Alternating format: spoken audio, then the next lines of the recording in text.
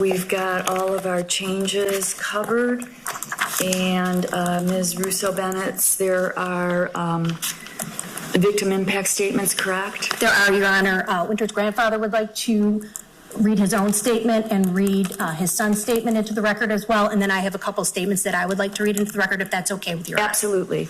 Would the grandfather? Do you want me to go first? Okay. Oh. I think he wants the last word.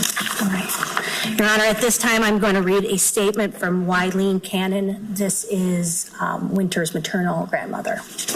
Now, you have a copy of this, Your Honor. She did write a statement to you, and she has a statement that she wants read as well for the purposes of being directed to the purposes of the defendant. Your Honor, I would like to express my gratitude for allowing Rashad M. Trice the maximum sentencing possible for the heinous crime that he has committed. I don't believe that my life will ever be the same. It's been just over 1 year, and the hole in my heart is just as big as the date this crime occurred.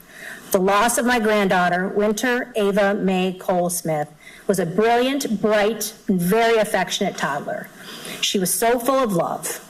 Wynter even expressed phrases, "I love you," to her murderer. I believe because he was part of her life that she had no choice in choosing. This act of pure evilness Rashad has committed is irreversible in its actions and cannot be forgiven. My granddaughter's life was taken before she had the chance to even know who she was, use the potty, say complete sentences. Rashad took her life like an animal, the same way a four-legged beast takes the young of other wild animals in the jungle.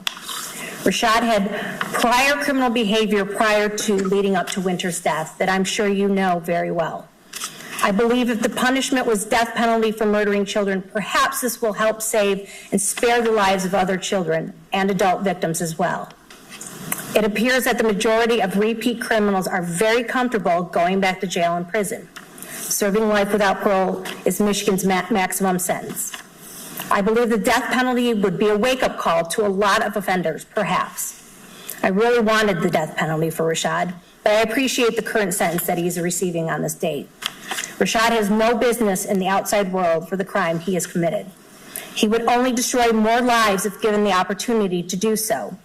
I feel in my heart that justice has truly been served correctly for him on this date. I could not bear to be there in person. I can't bear to see his face without reliving that tragic date of such horror. I am trying to heal the best way I can because the pain of losing my granddaughter and the way she was taken from us is haunting. I have lost so many nights of sleep, reminded of what he did to my granddaughter and my daughter. Seeing him in person and hearing everything he did to her again, I feel will only slow down the process. So forgive me for not showing up in person and accepting this written statement today. You, Rashad M. Trice, truly deserve the death penalty for maliciously taking the life of Wynter Ava Mae Cole-Smith. You say you are a monster, but a monster is just who it is. And don't hide from the sinister things you do and create. You are an evil coward, and you live like a wild animal, so you should feel right at home for the rest of your life. You deserve where you are and where you are going. Wynter did not deserve what you did to her, nor did to her mother. You should never be able to be around decent human beings after what you've done. Rot in hell. Your Honor, at this time I will be reading a statement from Sharon Eddings. This is Wynter's father's, AJ's mother, so paternal grandmother of Wynter. I will give a copy to the court of the full statement. I'll be reading a portion of it into the record. Your Honor, we stand before you today as a family, parents who have suffered an unimaginable loss. Our precious 2-year-old granddaughter, Wynter, was taken from us far too soon, leaving a void in our hearts that will never be filled. The pain of her absence is indescribable, and we are trying to piece together our shattered lives. As parents, we have always strived to raise our children with strong values and a deep sense of responsibility, not just for themselves and their future households, but for their community as well. Together, we worked tirelessly to instill in our children the importance of giving back and being a positive force in the world. I regularly volunteered in the community, sharing my skills and time with local Detroit schools. I dedicated myself to teaching STEM education, showing my son and his classmates how to code, while their father, my husband at the time, volunteered as a coach for Police Athletic League, PAL. We both wanted to ensure that our children and others learn the value of hard work, discipline, and community involvement while being present in their daily lives. We taught our children how to support themselves responsibly, even at a young age. Growing up, they played a lot of sports, and like most kids, they wanted some spending money. But with their busy schedules traveling with sports teams, they didn't have time for traditional jobs. We could have given them money when they played for AAU, but we wanted to teach them how to raise their own. We knew it would mean more to them if we had just given it to them. Myself, AJ, Marquis, and our youngest Jackson would go to Gordon Food Service, buy fundraiser candy bars, and walk around the neighborhood. And the kids would explain why they were raising money. We made homemade pizza and sold slices, spending time with our children and teaching them entrepreneurship, showing them how to make something out of nothing instead of resorting to harming their communities to make money just to wear Nikes and Louis Vuitton. Sometimes I would make sausage, egg, and cheese sandwiches in the mornings, which they would sell at the bus stop to raise money for snacks at lunch. We worked very hard to ensure that our children understood the importance of being resourceful, staying focused, and contributing positively to society. We also taught our children the importance of managing their emotions, resolving conflicts peacefully, and knowing when and how to express themselves appropriately, but also when to stand up appropriately. Their father and I supported them in sports, attended their games, and guided them through the challenges of growing up, always emphasizing the values of respect and maturity. That night, when Wynter went missing, I took to social media and the community rallied around us. We are profoundly grateful to everyone who helped us in our search for her. During that time, they helped me locate and reach out to your family, and when I spoke with your uncle and later your mother, I got a glimpse into the environment you were raised in. When I asked your mother if you could have harmed my granddaughter, her cold, indifferent response shocked me. She showed no concern for Wynter, only for you, as if her son's well-being was the only thing that mattered. She acted like Wynter kidnapped you and was going to kill you. Some people raise their children with love, values, and a sense of community. Others, it seems, simply drag them up to 18 so they can wipe their hands of them without instilling any morals, values, or concerns for others. It's a, quote, me first mentality, a lack of empathy that leads to tragedies like this. You didn't just take Wynter's life that night. You destroyed your future as well. You sold your soul, and if you believe in anything at all, you must know that there is a price to be paid for what you've done, more than just serving time. Wynter was better than you then, and she remains better than you today. She will always be better than you. But for our family, it's time to hold our heads high, catch our breath, and begin the painful process of healing. There is nothing more we can do here. We will let nature take its course and let life unfold as it will. We want to thank the FBI, the multiple police departments, and the state authorities who treated us with dignity and respect. While we have been less than satisfied with the federal prosecuting team, particularly the lack of communication, we are grateful for the kindness shown to our family by the state. Finally, we want to express the deepest thanks to the community that has helped search for Wynter, for the prayers, the kind words, the support we received. We are forever grateful. Thank you, Your Honor, for your time. And please thank them for their statements. Tell them we all understand why they weren't here in person, and I will take everything they said into account. Thank you so much, Your Honor.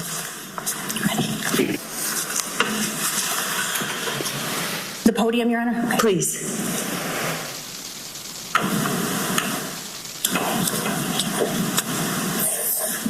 We just need a moment. Just take your time, sir.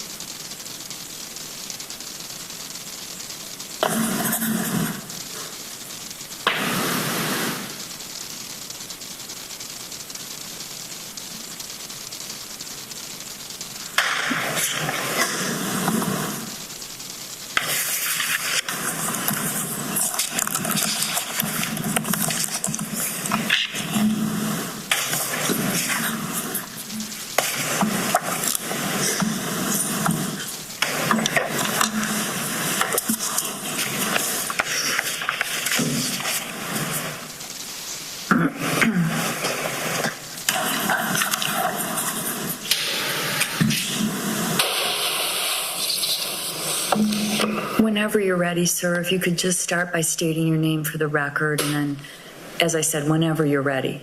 Okay. First name, Elma Smith, A-L-M-O-U-N-T.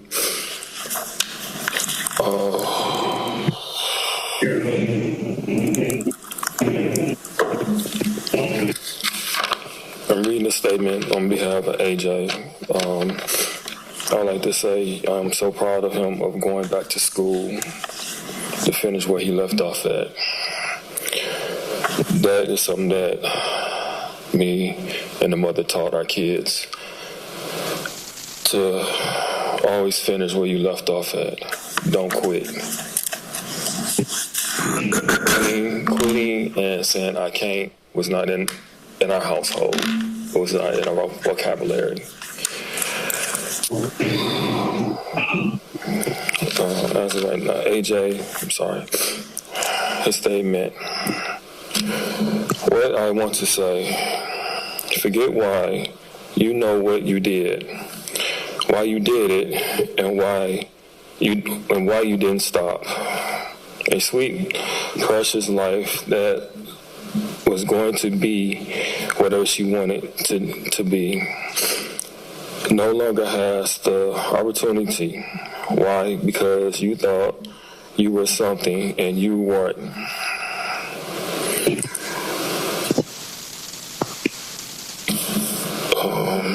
You taking out your mistakes and left my daughter alone. Didn't ever think about yours, but instead focusing on something that didn't need, in other words, that she didn't need you, or she never bothered you. You are a waste of space and never showed aggression towards me. But thinking because you put your hands on women and thinking you and I both are on the same level is crazy.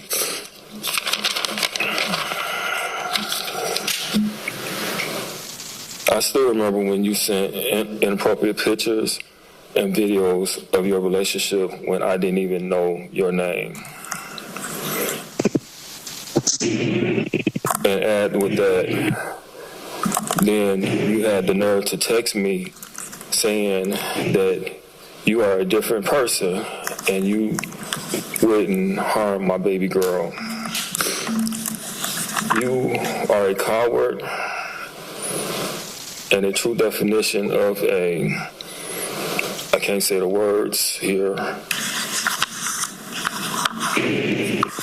but whatever these words go in and out your head, these probably the best words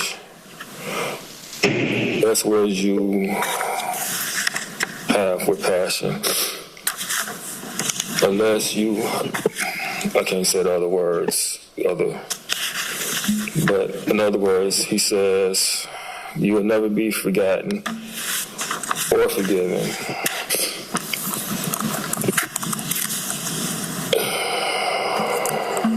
I hope you live a long life. Sorry, Elma Smith, Jr. Sorry.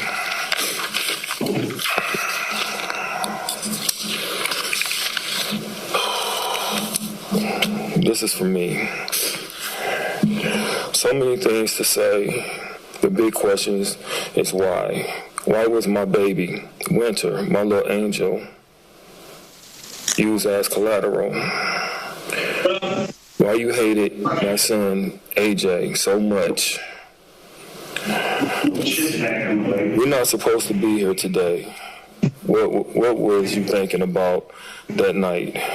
You were selfish. You didn't think about your son, what you left behind. You took a little angel away from me. Wynter was my first...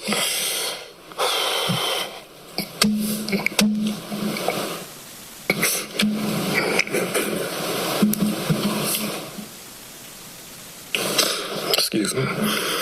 She was my first blood and only my only grandchild.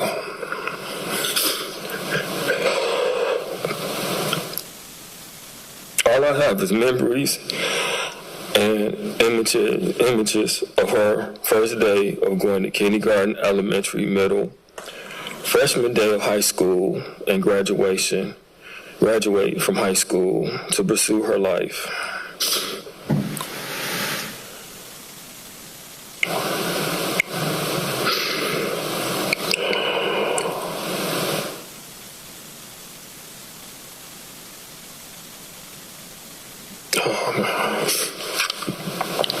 I'm sorry.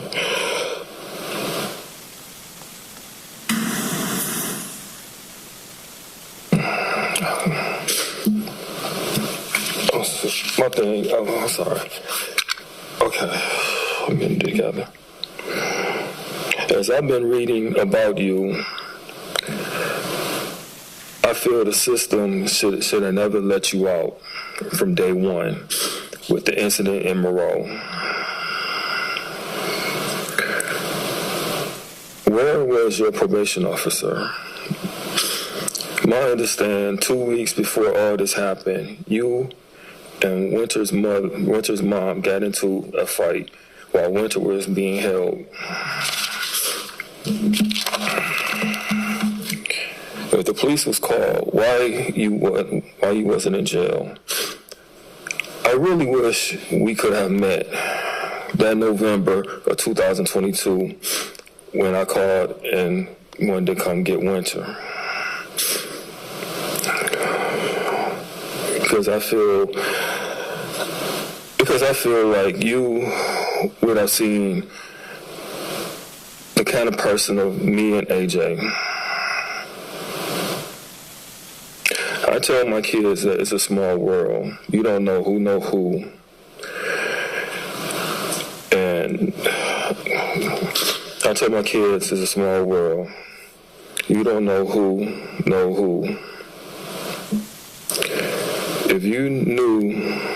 If I knew your name, we would not be here today. Why? The reason why I say I wish I knew your name and you the reason why I say I wish I knew your name and you knew mine is because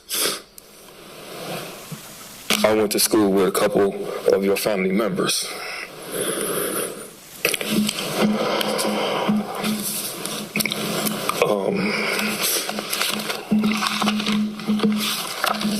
That's all I really have to say, but bottom line is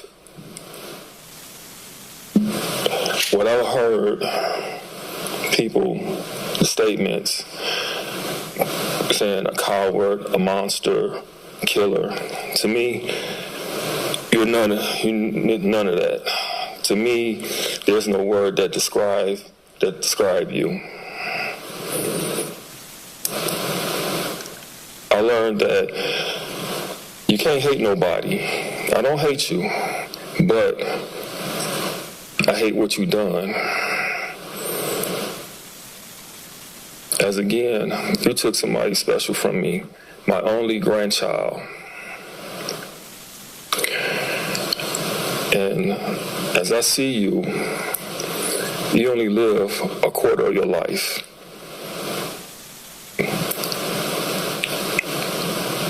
And you have not lived life yet. You only lived a quarter of your life.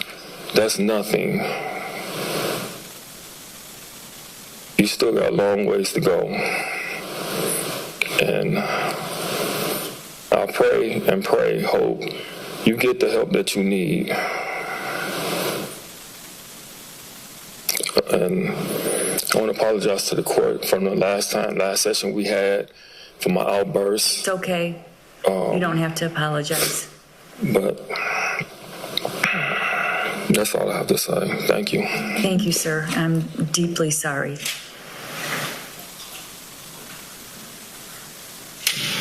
Thank you, Judge. Did the people wish to be heard?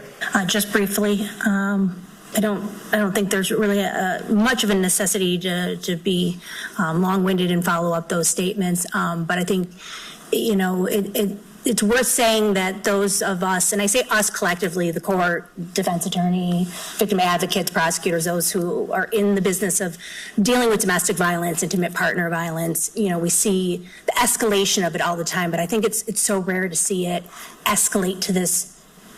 Tragedy is not the word. I don't think there is a word, to escalate to such abuse on an intimate partner, and then the kidnapping of a child, and the brutal, unimaginable loss of a child, and then fighting with the police and putting the community at risk and at danger, and just the escalation of such violence in this case and such loss, that I think that this is the prime case where no reduced pleas and life without parole it just fits. It just makes sense. There are a few cases where life without parole on a plea makes sense, and that's this case. And I noted it in my sentencing memorandum, and I thought it was really interesting that the pre-sentence report noted it too, that despite on its face that this is a guilty plea to premeditated murder, life without parole, there's an acceptance of accountability, there is no remorse. So you would think that somebody who had come in was, accepting a plea of this magnitude would be expressing remorse.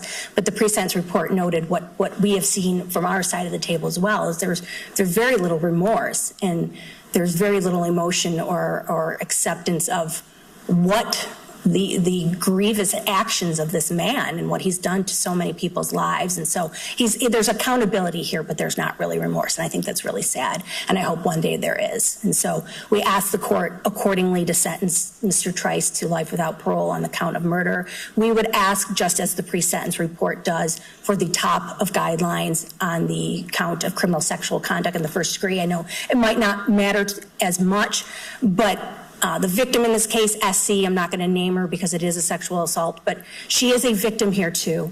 This was an egregious act on her as well, an awful traumatic violation, and she deserves justice as well today. And so we'd ask for top of guidelines on that. Thank you, Judge. Thank you. Mr. Watson, and you can remain seated if you want. It's all right, Your Honor. I just asked for the permission to use the table. There are a lot of papers, and I'm going to be walking back and forth, but thank you. Yes. Your Honor, I feel that I've gotten to know the young man who stands before you, who is ready to accept his sentence. I can tell you that just last night I received a mitigation report that was prepared in the federal case, and I've discussed this with the Attorney General prior to the hearing this morning. And I know so many people are seeking answers as to why this horrible thing was committed, why Wynter was kidnapped and killed, why the criminal sexual conduct was perpetrated. I'm given the impression, and it gives me some insight, and I wanted to share that with the court. It gives me some insight as to how it is Mr. Trice was raised. I think that was pointed out in some way in the presentation by the people. He was not raised well, and he suffers. I get the impression he suffers some sort of an attachment disorder that affects his thinking, that affects his understanding of right and wrong, not to the extent that he's not competent to make decisions in his cases, but it affects his decision making. In addition to that, he is apparently mildly cognitively impaired, is the impression that I'm given.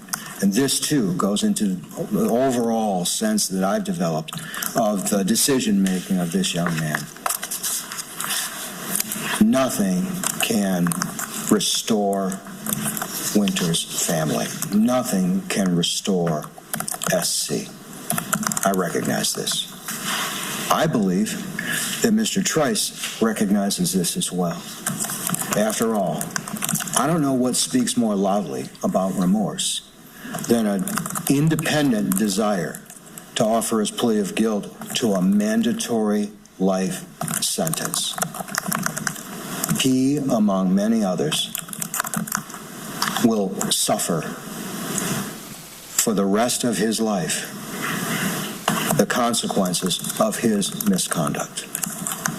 And he's prepared to accept sentencing on that. I can tell Your Honor, and I hope that Your Honor is familiar with my history as an attorney in this county. This is the very first time, and I pray the last time, that I would stand beside somebody and let them offer a plea of guilt to something with a mandatory life sentence.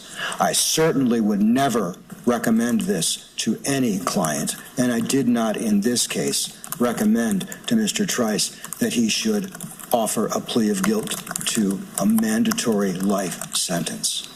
I can tell you that this was Mr. Trice's independent decision-making. My team and I prepared to proceed to trial in the case.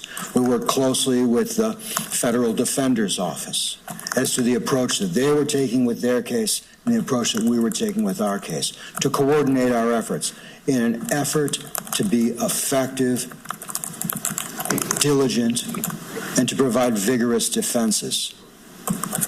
This is what we were left with. We were left with this because Mr. Trice independently decided that he would offer his plea of guilt to, in this case, a case that requires, or a count that requires a mandatory life sentence. It was against my advice that he should do this. I stood prepared to try this case.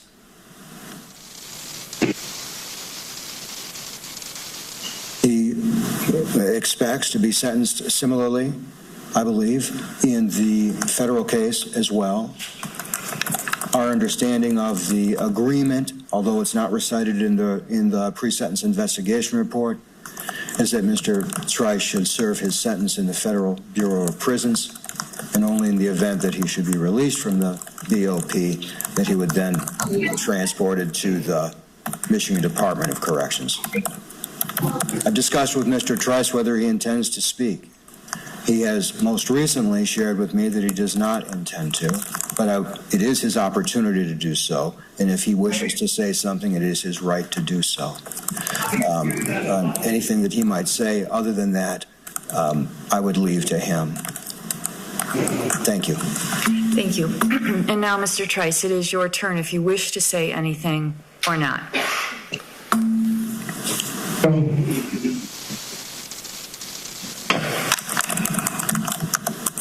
Was that a no? Yes, no. Okay, thank you. I just have to be clear for the record. All right.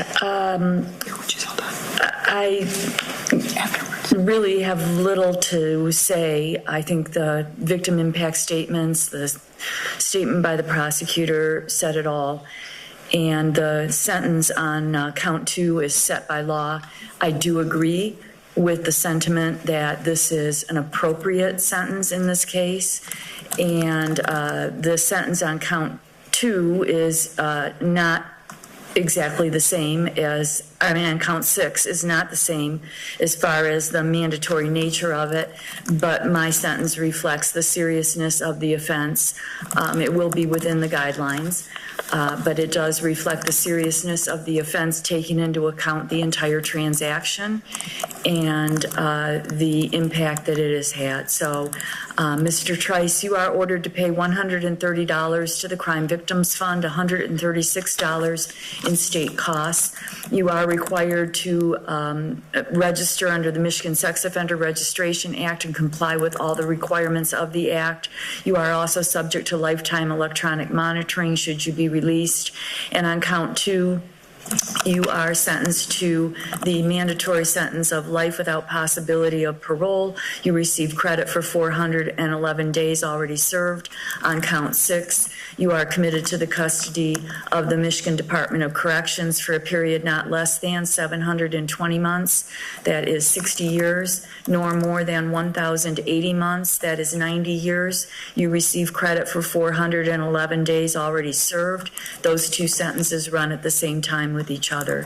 And Mr. Trice, you have the ability to ask the next higher court to look at your conviction and your sentence on appeal. You may also ask for a lawyer at public expense to assist you in that. If you're doing that, you have to do it within 42 days of today's date. There's a form that you use. We will make sure that it gets into your hands. You should just know that the time period starts running from today. And that will conclude this sentencing hearing.